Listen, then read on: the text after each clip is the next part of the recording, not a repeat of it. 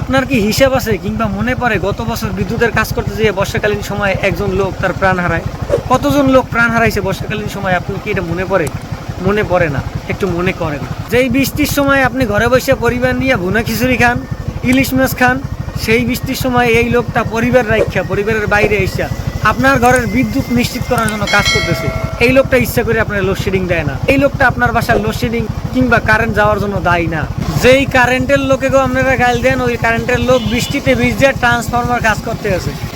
অতএব বুঝলেন জীবন কতটা ঝুঁকিতে, কিন্তু আপনি দূর থেকে কারেন্টের লোকরে গাইল দেন।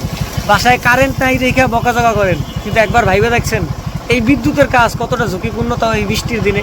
একটা সিস্টেম ইচ্ছাকৃতভাবেই সমস্যা তৈরি হয় না। সিস্টেমের মধ্যে সমস্যা থাকে দেখি সমস্যার সমাধান করতে হবে, সময় দিতে হবে, ঠিক আছে?